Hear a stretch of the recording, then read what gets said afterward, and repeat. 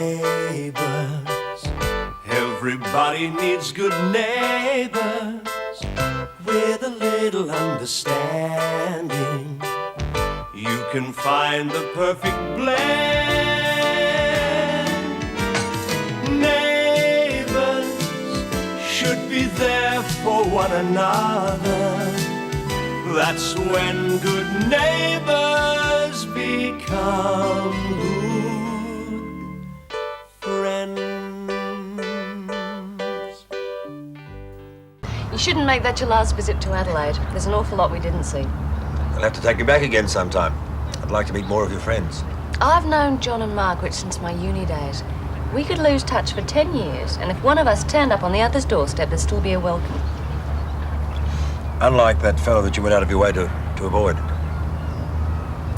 You'd be lucky to go through life without meeting a few creeps along the way. There's more to it than that.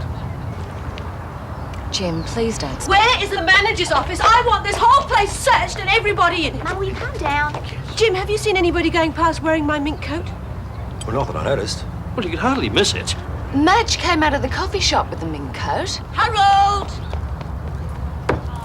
I might have known. What do you think you're doing? You stole my coat, now give it back. I did not steal it. How dare you? Look, will you give it back? Oh, take the damn thing. Weighs a ton anyway. If I'd known it belonged to you, I wouldn't have touched it with a barge pole. Jane? What's going on? Don't ask me. Mrs. Harris's coat vanished from the coffee shop. You don't honestly think I stole it, do you? Harold? No, of course not. But, what were you doing with it, Madge? Well, I certainly don't have any worries leaving home James in Jane's hands. Well, you should go back to chauffeuring if you're bored. After all, the uniform suits you. If I get tired of traipsing around art galleries, I might just do that. You been in front of the camera yet? No, but I'm dreading it. Oh, don't tell me the head of the Australian division of the Daniels Corporation is camera shy. In a word, yeah. It's a good idea of Rosemary's. Making a promotional film of Lester's. Yeah, I just wish she'd chosen a better time to do it. I'm flat out. I need Gail here, not running around playing movie producer. Well, I'm here, can't I help? Ah, I thought you'd never ask. Look, these receipts have to be checked against the I record. knew that woman was a troublemaker. Which woman? Amanda Harris. Who else? And before she comes in here telling you a pack of lies about my taking the coat off her back, I want to tell you the truth. But you're no thief. How could she say that? Jumping to conclusions comes easy to Mrs. Harris, and she has got Harold so wrapped around her little finger that he didn't even stand up for me. Trying to rip off your fella, is she, man? Well, if he's going to be taken in by that phony sophistication, then he's welcome to her. I even have my doubts about that coat. I mean, I wouldn't know mink from rabbit, but I know a badly stitched lining when I see it. But why did you have it? I was doing some PR for the hotel, wasn't I? It doesn't sound like it. One of the guests left her coat in the coffee shop, and I offered to go and get it for her. And took Amanda's by mistake. Exactly. Even though I was run off my feet all day, I was on the way back to the coffee shop with a coat, and I was set upon by this screaming banshee accusing me of taking her mink. Mad, she was worried. She overreacted, that's all. Anyone but a half-wit would know that if I'd stolen that coat, I wouldn't be parading around Lassiter's with it. The woman's totally neurotic. Yeah, well, I don't know about that so much. But I don't like her influence over Jane. You know, it's only been a few days and she's like a totally different person. Yeah, she certainly is, but there's not much we can do about it. She's been well and truly brainwashed by her mother. I knew that Ramsey woman was trouble the minute I laid eyes on her. She's nice, Mum, really, she is. Jane, you are so young and gullible. She took it so that she could show off in front of the staff. Swanning around. She knew it was the only time she'd ever get a mink coat on her back. She's not that kind of person. Maybe you should have let her explain. I was not going to stand round and listen to a pack of lies. I have a good mind to report her to the management. What did you mean when you said that the money was in the coat? Thank goodness she didn't find that. It was very clever of me sewing it into the lining, don't you think? Yeah, but why? For safety, of course. Your father's not very subtle when there's something he wants badly enough. I mean, I wouldn't put it past him to hire someone to search the house. Dad wouldn't do that. Jane, don't be so naive. Your father is a very forceful man. But he's not going to get his own way this time. Mum, give it back. No amount of money's worth this much trouble. Don't be so ridiculous. I'm entitled to that money. I worked just as hard as he did building up the business. Besides, if I gave it back to him, what on earth would I live on? Well, you could get a job. I have done my stint in the workforce. I intend to have fun now. I've got a moral right to that money. It's for my future. And yours.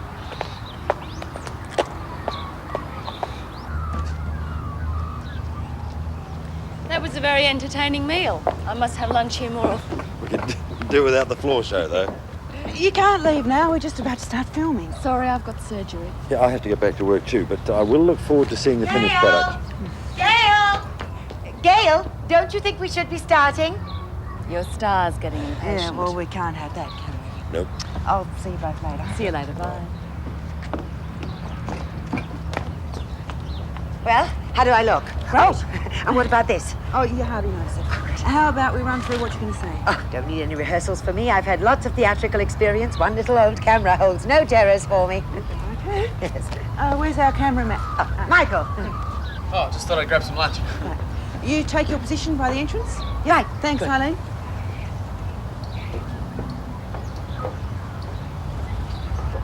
Now, I must remember to tell them all the food is homemade. Okay, Mrs. Clark, just a bit to your left. Oh, and of course, the picnic area down by the lake. That's a very special spot. Just come forward a bit and into the light. And, of course, the extra special service. No, I said into the light, not to the right. Okay, just a bit more to your left and still a bit forward. Okay, whenever you're ready. And action.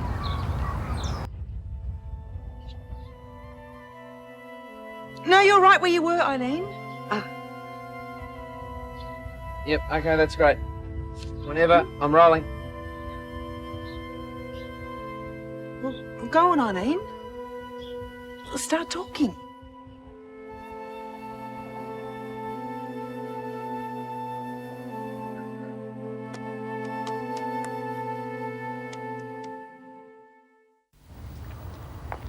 As you have seen, Lassiter's is large enough to provide international facilities and service, but not so large that we've lost the personal touch.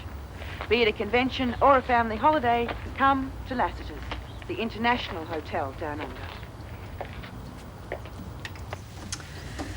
So, what do you think? Well, I think you've done marvellously at such short notice. Yeah, not bad at all.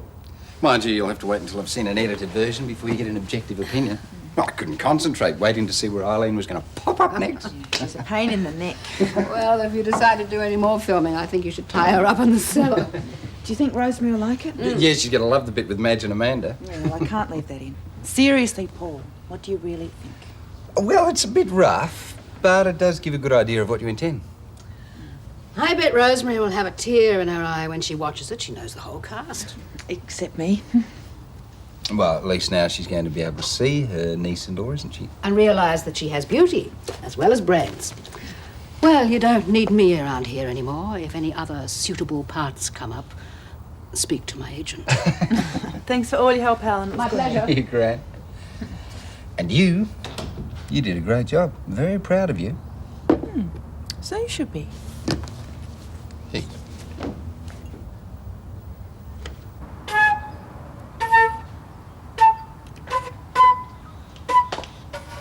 Lucy, I thought you were going to Emma's this afternoon. I didn't feel like it. You two haven't had a fight. No, Well, come on, out with it. they didn't want me in the netball team. Oh, but you did so well in the match on Saturday. No, I didn't. We lost. Well, I can't see how anyone can blame you for that. Oh, never mind. If you keep practicing, they'll have you back on the team. I've been practicing every day and I'm getting worse, not better. Darling, you can't expect to be good at everything all the time. Even our best sportsmen have their off days. Well, I've been having an off day since Saturday.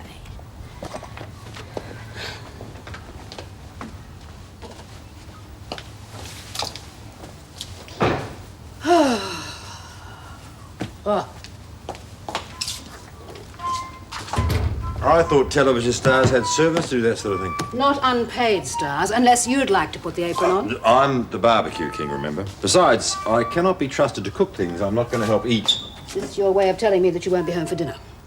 What a problem, is it? No, quite the opposite. it's only going to be Lucy and me, I can cook something light. Are you trying to tell me you'd like me to eat out more often? If it's with someone as nice as Beverly, yes. All right, it's Beverly. Satisfied? Not entirely. What time are you picking her up and where are you going?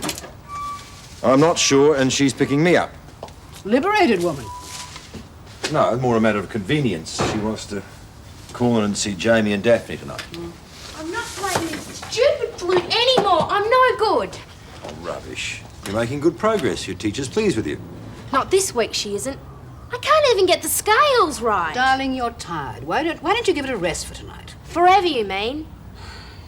I'm going to ask Mike if I can take Bouncer for a walk. Don't be too long. I get a nasty feeling of déjà vu. That is precisely the way she behaved when she first came back from Europe. Oh, I don't think it's anything like that. She got dropped from the netball team. Now she feels she's no good at anything. Oh.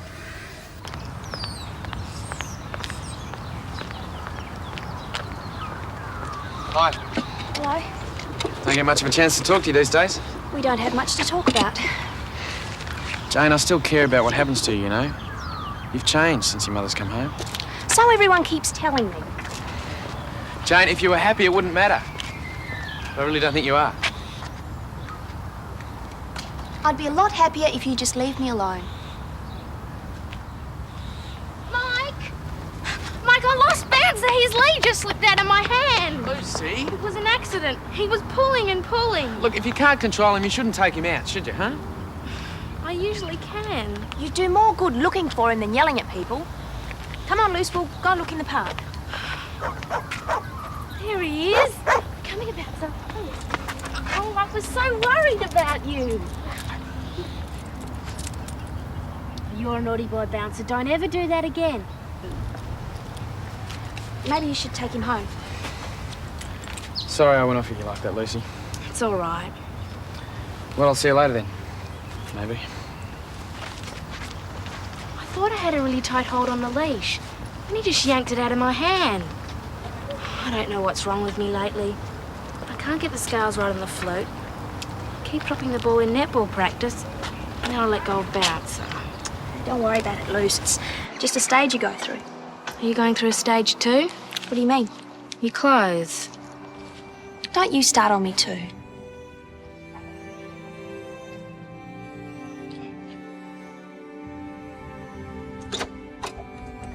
Hi, how are they? Jamie's settling down a bit. And how's Daphne? Mother and baby are both doing well. So, have you thought about where you'd like to eat tonight? If you don't mind, Jim, I'll have to cancel dinner. I've got behind on my research project. I really must do some work on it tonight. Oh, well, can't be helped. But you will have to eat sometime, so why don't we just grab a quick bite to eat at the waterhole? All right, but it'll have to be quick. Hello, Beverly. How are you? I'm fine, thanks, Helen. Good. Darling, will you give me a hand with the crepes?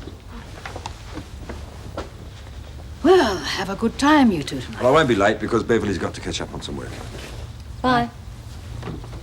I don't think Beverly likes Dad as much as she did. What on earth makes you say that? She doesn't really want to go out with him tonight. I can tell. Oh, will you get me the milk, please? She's a very busy person. She must get very tired. Well, Lucy, don't just stand there. Pick it up.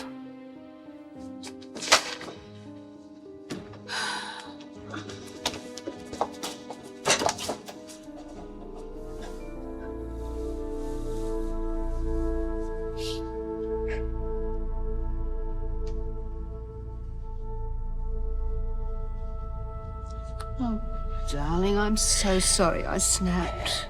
I keep dropping things. I don't mean to. It's not worth all those tears. It's only milk. You know what they always say about milk. It's no use crying over spilled milk.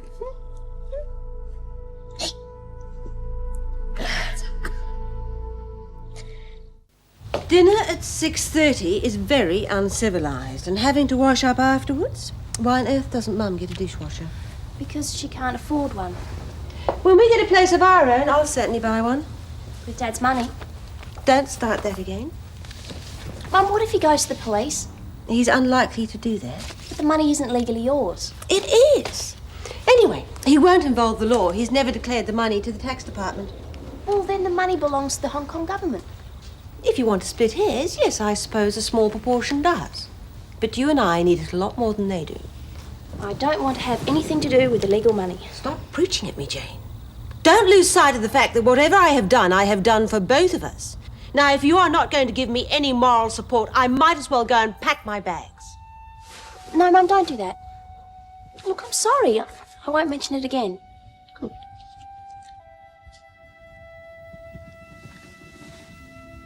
To Dr. Marshall and her research project. May she find the elixir of youth before it's too late for me. I'm only researching the problems of age, not how to stop it. You didn't answer. Why won't you talk to me about the man you were aborting in Adelaide?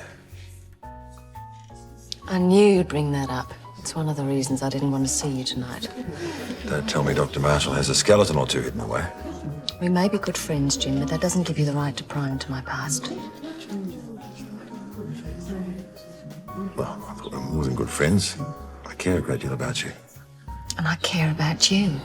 But I'm still an individual. We've made no commitment to each other. And if there are things I'd rather not talk about, you should respect my feelings. I wouldn't keep anything from you that would affect our relationship. You just have to trust me. I trust you. Good. Because if you expect me to lay out my life like an open book, I think we should stop seeing each other now. I'm sorry. I guess it really is none of my business. No more questions about the past, I promise. It's the present and the future. And to hell with the past. Jane! Hi, Mrs. Daniels. Come in. I think this might belong to Lucy. I found it when I was unpacking my things. Yes, it does. Come in and sit down. Oh, Ta. We haven't seen very much of you for the last few days. Oh, I've been busy with Mum. How's she settling in? Okay. Though I don't think Ramsay Street is quite her style. I imagine she'll move on once your grandmother comes out of hospital. Yeah. That's what I'm afraid of. Want to talk about it? Yes. Well, come on then. Everyone keeps hassling me about my clothes and everything. They just don't understand. Well, you can't blame them. It's as if you've gone back to being a little girl. Well, that's how she wants me. But it's what you want that counts. You can't live your life for someone else. Not even your mother. I'm afraid she'll go away again if I don't do what she wants. And I want her to love me, Mrs. Daniels, be there all the time like she used to. Oh, I'm sure she still loves you. No, I don't know. You know, when I was little, she and Dad would go out all the time and they'd have to leave me with babysitters. But she'd always come and see me first. She'd look so beautiful all dressed up. She'd tuck me in and kiss me goodnight. And I always really looked forward to that because it made me feel like she loved me. That's all I ever expected from her. Wasn't much to ask. And then one day, she and Dad decided that they were going to go to Hong Kong. They just left me. She didn't even bother to write. Well, it's not surprising that you felt hurt, but I'm sure she never meant you to feel that way. I made myself hate her so it wouldn't hurt so much, but I never stopped loving her, not ever. I mean, you don't stop needing your mother just because you go older. And if making her love me means changing my clothes or keeping quiet about things, then I'll do it. I don't care what anyone thinks. Can I get you dessert? Coffee? Really? No, thanks, Jim. Well, that was delicious, but I really must get back to my project. It wasn't just an excuse. Well, I'm really pleased we're able to have a couple of hours together. What? Well, if it isn't Dr. Beverly Marshall. Karen, hello. What are you doing here? Stephen and I have separated because of you. That's for wrecking my marriage. Just a minute, I don't know who you are. I don't know who you are, but I'll give you a tip anyway. If you're a married man, keep away from her before she destroys your life too. What the hell was that about? Now, Jim, just get me out of here.